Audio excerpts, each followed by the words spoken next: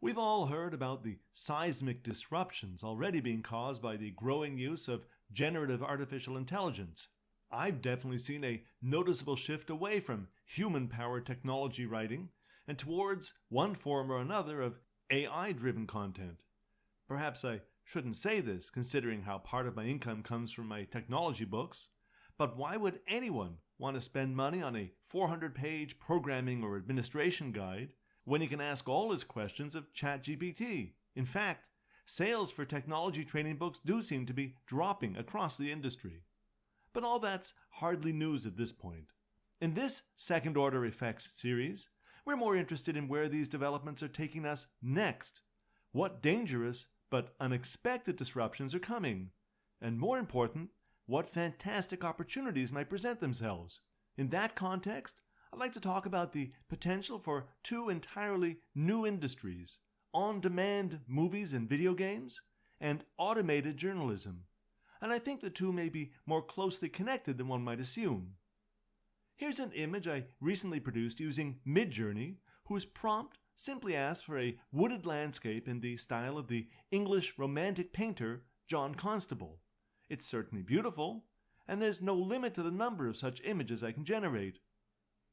If you could simply order up a brand new action movie starring your favorite actors and based in your favorite city and historical period, would you? How about one morning you wake up wondering what the next Beatles album or Beethoven's 11th Symphony would have sounded like? Or perhaps you feel like an hour or two of challenging high-definition video gaming on a theme no game authoring studio has thought about yet. If generating them was no more complicated than a simple ChatGPT prompt, would you go for it? How might all that work? Generative adversarial networks, GANs, can in theory at least be particularly effective for creating the kinds of media we're talking about. GANs are a class of generative AI models that consist of two neural networks, the generator and the discriminator. They work in tandem, with the generator trying to create realistic data and the discriminator trying to distinguish between real and generated data. Through this adversarial process, GANs can produce highly realistic and diverse outputs, and if they've been trained on all the great films and music we already have, there's probably no reason such a system couldn't measure and reproduce content of comparable quality.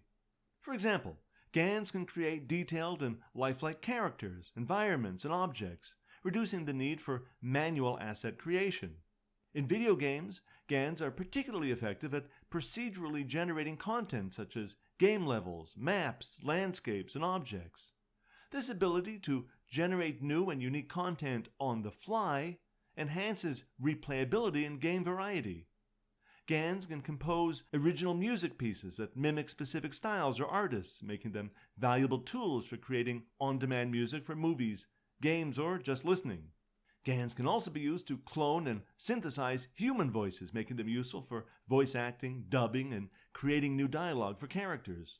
Of course, training GANs can be computationally intensive, requiring powerful media and large amounts of data.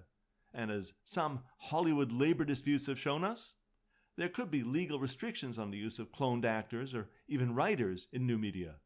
But once all those technical and legal problems have been solved, and they will almost certainly be solved, will the media products that come out the other end be worth consuming? Is it the unfathomable and impossible to measure human touch that makes art worthwhile? Or is all that matters that the product leads to enjoyable and entertaining consumption? The human-produced media resources we've been talking about are, for the very short term at least, relatively safe. It's not yet practical to produce that quality of content on demand, although it might not be too long before that changes. By contrast, the journalism industry has already been disrupted, but good. Back in the 90s, early internet classified advertising businesses like Craigslist and online news and social media sites pretty much wiped out the primary revenue streams that gave major newspapers their power. Where a local city paper might once have employed 100 or more full-time journalists who were dedicated to watching politicians and public institutions at the national and local levels, there might now be just a small handful, and that assumes the paper still exists. When you also consider how 21st century journalists have largely vaporize the trust of their audiences, when they even have audiences left, then there's a serious vacuum where important public oversight and pushback once existed. It was, in large part, technology that created this vacuum. Can technology find us solutions too? I would vote yes, but perhaps not the way you might guess. Sure, generative AI can easily automate simple information delivery. It's trivial to, say, integrate GPT into feeds delivering instant financial share prices data or sports scores to any screen that wants it. But that's not what I'm talking about. What I am talking about is the ability to access news that's neutral and objective.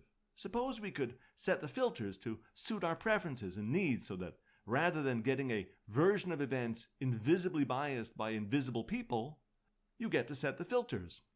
Of course, you might choose to see only content that fits your preconceptions, but you could also go with neutral and objective. I'm also talking about using tools like LangChain to create AI agents that can head out across the live internet, find and parse vast data archives, and then detect anomalies and patterns that could lead to corruption and incompetence, or perhaps acts of selfless heroism. In other words, there may be no way to replace the love-hate, face-to-face relationships and complex incentives that drove the digging done by journalists in the classical period. But in the internet age, everything leaves a data trail, and AI can be especially good at sifting through tons of data and finding just what needs to be found. As a proof of concept, I recently dug into the public data provided as a record of the activities of the Supreme Court of Canada. Most Canadians know next to nothing about our Supreme Court. Its justices are hardly household names. How and when justices are appointed to the court is largely a mystery, and what they do with themselves from day to day is hidden. But their data is all freely available. This article was the result of my research. Among other things, I was looking for the possibility of political overtones in the voting patterns among justices. A journalist who had been following the court full-time for years wouldn't need to ask such questions. But since no such journalist exists, and told that the press gallery in the Supreme Court is nearly always empty, perhaps some good data analytics could take its place. Even if the thought of Supreme Court judgment analytics puts you to sleep, I expect you'll agree that someone should be watching and reporting. In any case, I hope you get the idea of the kinds of disruptions and potential that generative AI might present in the fields of on-demand media and journalism. Any thoughts? Please do join the conversation.